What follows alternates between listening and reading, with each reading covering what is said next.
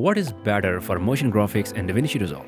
Fusion comps or adjustment clips? Or does it even matter what you choose? Many of you asked this after watching that last tutorial. So today let's settle this once and for all.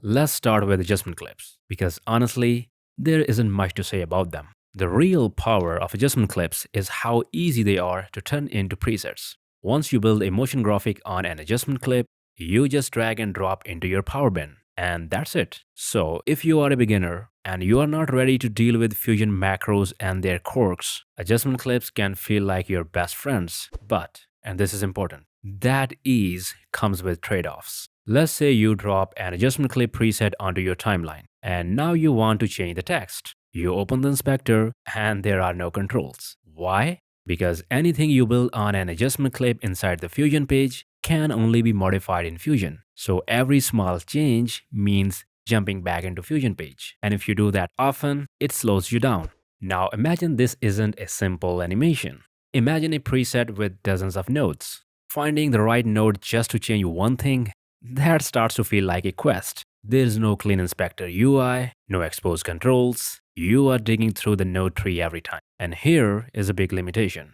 You can't bring an adjustment clip into Fusion and make it part of a larger design. They simply don't fit into node-based workflow. So if your goal is motion graphics design, not just simple timeline effects, adjustment clips won't help much there. They are great for simple edit page animations. A smooth zoom, for example, doesn't even need Fusion. Alright, that's enough adjustment clips. Now let's talk about Fusion comp macros and how they can take you from beginner to advanced DaVinci Resolve user. First, the upside. Macros are extremely versatile. When you save a macro properly, for example as a group in the templates, edit, titles folder, it shows up directly in the edit page. And here is the best part. In the inspector, you only see the controls that actually matter. No node tree junk, no clutter. You can control an entire animation with one slider if you want. That's peak flexibility. And the same macro works in the Fusion page too. Check this. That entire node tree you built is collapsed into one clean node. You are not just dragging presets around, you are building systems. And if you ever need to tweak something you didn't expose, just double-click the macro and unlock the full node tree. That's really powerful. Now here is where macros really shine. Let's say you are building a callout design. You have already done half the work: background, shapes, motion.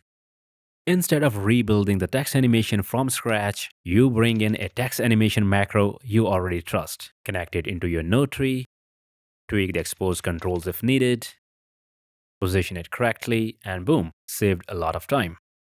But what about timing?